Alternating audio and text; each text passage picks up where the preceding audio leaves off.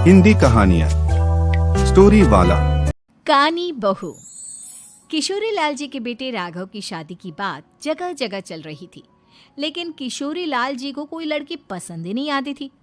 और उसकी एक ही वजह थी, किशोरी लाल जी का लालची होना। उनको लड़की वालों से मोटा दहेज चाहिए था और इसी चक्कर में एक दिन वो एक बहुत पैसे वाले के घर अपने बेटे का रिश्ता लेकर पहुंचे। उस आदमी का नाम था ओम प्रकाश।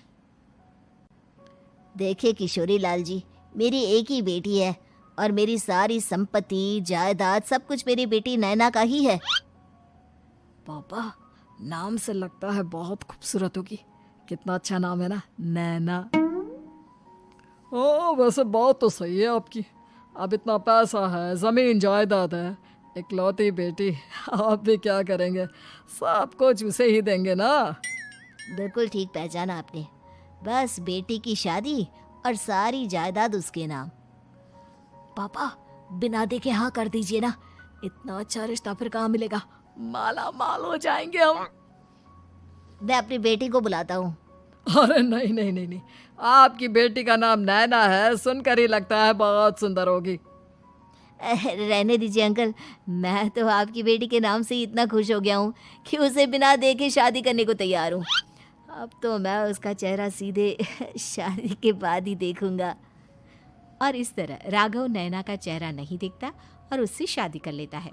शादी के बाद अपनी सुहाग रात पर जब राघव नैना का घूंघट उठाकर देखता है तो नैना की आंखें बंद थी। कितने खूबसूरत हो तुम नैना, जरा अपनी आंखें खोलकर मेरी तरफ देखो तो सही। नहीं, मुझे शर्म आती है। अरे, मैंने तुम्हें शादी से पहले भी नहीं देखा, और अब अगर तुम आंखें खोलकर मुझे देखोगी भी नहीं तो मुझे अच्छा कैसे लगेगा? इससे पहले कि नैना अपनी आंखें खोलकर राघव की तरफ देखती, अचानक से लाइट चली गई और राघव नैना को पूरी तरह से देख भी नहीं पाया। अगली सुबह नैना राघव के लिए नाश्ता बनाकर लेकर आई। अरे ये क्या, आधा पराठा सेका हुआ है और आधा बिल्कुल कच्चा। ये तुमने क्या किया नैना? बहू, तुमने क्या आधा पराठा तवे से नीचे लटका कर रखा था, जो आधा सिका है और आधा कच्चा? मुझे जितना दिखेगा उतना ही तो सीखूंगी ना पापा जी।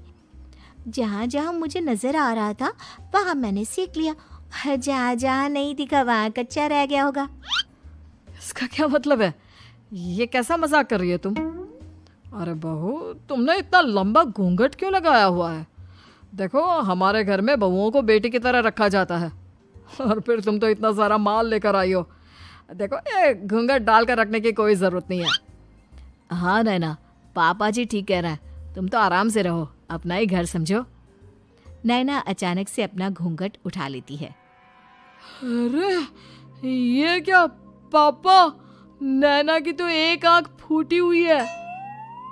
नाम से नैना, लेकिन ये तो कानी बहू निकली। मेरे साथ धोखा हुआ है, धोखा। बिना दिखाए अपनी कानी लड़की मेरे संग ब्याह दी। मुझे कानी भी नहीं चाहिए। मुझे अभी ओम प्रकाश जी से बात करनी पड़ेगी। आखिर उन्होंने मेरे साथ ऐसा किया क्यों? अरे, आप लोगों ने ही तो पापा से कहा था कि आप लोग शादी से पहले मुझे देखना नहीं चाहते। अब मेरे पापा पर क्यों इल्जाम लगा रहे हैं? अरे लेकिन उन्हें बताना तो चाहिए था ना कि तुम कानी हो, एक आंख से तुम्हें दिखाई नहीं देता। किशोरी लाल और राघव नाराज होकर ओम प्रकाश को अपने घर बुलाते हैं। पापा जी, ये आपने क्या किया? शादी से पहले बताया क्यों नहीं कि नैना की आंखों में परेशानी है? अरे, आप ही ने तो लड़की देखने से मना कर दिया था। और लेकिन आप बता तो सकते थे। आपको तो हमारी बेटी की प्रॉपर्टी चाहिए थी, वो भी पूरी की पूरी। अब क्या हुआ अगर उसे आधा दिखाई देता है? प्रॉपर्टी तो आपको पूरी मिल गई ना। अरे ये क्या बात हुई? मेरी शादी प्रॉपर्टी से नहीं, आपकी बेटी से हुई है। अब ये तो पहले सोचना चाहिए था, तब तो मेरी प्रॉपर्टी देखकर तुम्हारी जुबान लप लपा रही थी। लेकिन मैं कानी लड़की को अपनी बीवी बनाकर नहीं रख सकता। पापा, कुछ करिए ना आप। हाँ, करता हूँ। देखिए ओम प्रकाश जी, आप हमारे साथ ऐसा नहीं कर सकते। और तुम देखो, अगर तुमने मेरी बेटी से शादी तोड़ी ना, तो जो भी प्रॉपर्टी मैंने तुम्हें दी है वो तो पूरी की पूरी वापस ले ही लूँगा, और आधी प्रॉपर्टी तुम्हारी भी लूँगा। अरे मेरी आधी प्रॉपर्टी भला क्यों लेंगे आप? इसलिए क्योंकि मेरी बेटी को आधा नजर आता है और उसकी नज़र अभी तक तुम्हारी आधी जायदाद पर ही पड़ी है। अब तुम उसे घर से निकालोगे तो कुछ तो लेकर जाएगी ना। और अगर हम आपकी बेटी को अपने घर की बहू बना कर रखे तो? तो तुम्हारी पूरी प्रॉपर्टी तुम्हारी ही रहेगी, और जो मैंने तुम्हें दिया है ना, उसमें से बस मैं आधा लेकर जाऊंगा। अरे लेकिन अब आप अपनी दी हुई प्रॉपर्टी में से आधी वापस क्यों लेकर जाएंगे? अगर मैं आपकी बेटी को अपनी पत्नी बनाकर रखने को तैयार हूं तो? इसलिए ताकि भविष्य में अगर तुम मेरी बेटी को धोखा दो तो उसके पास कुछ तो रहे जो पति का हो। वैसे मेरे पास तो बहुत कुछ है, लेकिन अपने पति की कोई निशानी तो उसके पास होनी चाहिए ना। अब अगर तुमने मेरी बेटी को कानी कहा तो तुम्हें प्रॉपर्टी भी कानी ही मिलेगी, पूरी नहीं। जमाए राजा। किशोरी लाल और राघव समझ चुके थे कि वो बुरी तरह फंस चुके हैं और अब उनके पास वहां से निकलने का कोई चारा नहीं है। अब समझ में आया ना, लालच बुरी बला होती है। एक तो तुम्हें प्रॉपर्टी मिली, ऊपर से बीवी मिली, उसमें तुम्हें नखरे भी दिखाने हैं। आए बड़े, चुपचाप बैठो दोनों। कुछ दिनों के बाद नैना राघव की कार लेकर बाजार घूमने निकलती है और जब कार लेकर वापस आती है, ये क्या? एक तरफ से मेरी गाड़ी पूरी खराब हो चुकी है। लगता है तुमने मेरी गाड़ी को किसी दूसरी गाड़ी के साथ एक्सीडेंट किया है। अरे अरे, कितना बड़ा नुकसान कर दिया तुमने बहू। वो क्या है ना पापा जी, मुझे एक आंख से दिखाई नहीं दे रहा था, सामने से गाड़ी आ रही थी। मुझे तो सिर्फ आधा ही दिखाई दिया और वो गाड़ी मेरी कार से रगड़ते हुए निकल गई। अब मैं क्या करूं बताओ? आप इसे ठीक कराने के पैसे कौन देगा? तुम्हारे पापा। तुमने मुझसे इस तरह से बात की? अभी रुको।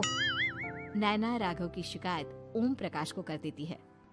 देखो राघव, अब जो मेरी आधी प्रॉपर्टी तुम्हारे पास थी ना, उसमें से आधी और मैं लेकर जाऊंगा, क्योंकि तुमने मेरी बेटी को डांटा। अरे नहीं पापा जी, गलती हो गई, माफ कर दो। गलती की तो कोई गुंजाइश ही नहीं। अगली बार मेरी बेटी को डांटा तो बची हुई आधी में से आधी और ले जाऊंगा। लालच के चक्कर में हम दोनों ने बहुत बड़ी गलती कर दी बेटा। एक तो तुम्हें कानी बहू मिली और ऊपर से जो माल मिला वो भी काना। इस तरह राघव की हर एक गलती पर ओम प्रकाश उसकी प्रॉपर्टी का आधा आधा हिस्सा लेकर अपना सारा माल वापस ले गया और राघव को कानी बीवी से काम चलाना पड़ा। भाई लालच वाकई में बुरी बला है।